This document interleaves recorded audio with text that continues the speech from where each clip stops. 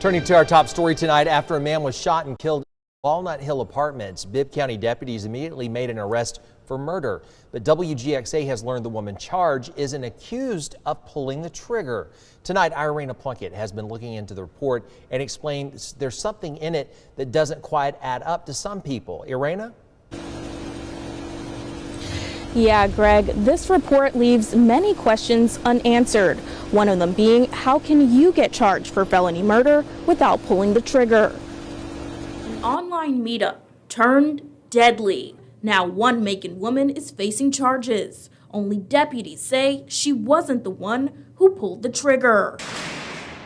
Friday night, Bibb County deputies responded to a call on Marywood Drive. When they pulled up to the apartment, they found Wayman Denenzi dead and Jada Johnson in the apartment. According to the incident report, it was all a part of an elaborate plan that was supposed to have a different man on the other side of the barrel. 2 days prior, Johnson met a man on a dating website. They agreed to take things offline and meet up in person. According to deputies, Johnson said the man did not pay her $125 for services and forced her to perform sexual acts on him. Still upset, deputies say Johnson told her sister, who connected her with Wayman Denanzi, who wanted to get back at the suspect for sexually assaulting her.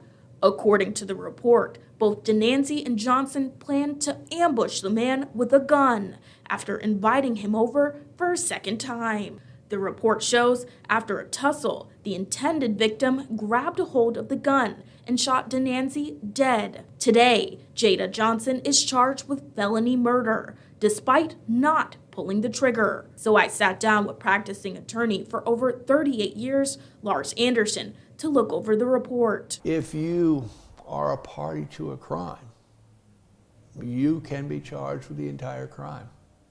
For example, I just drove the car to the bank. I didn't rob it. Yeah, but you went to drive your co-conspirators with the knowledge that they were going to rob the bank. So you're guilty of armed robbery just like they are. Oh, but I didn't think they weren't supposed to shoot anybody. But you knew they had guns. And quite frankly, you may not even need to know that. In any robbery, I'm sure death or serious bodily injury is foreseeable. Yeah. So you don't have to be the trigger person under Georgia law at all. Now, I've emailed the Bibb County Sheriff's Office if the shooter will be charged, and they said that will be determined when they speak with the individual.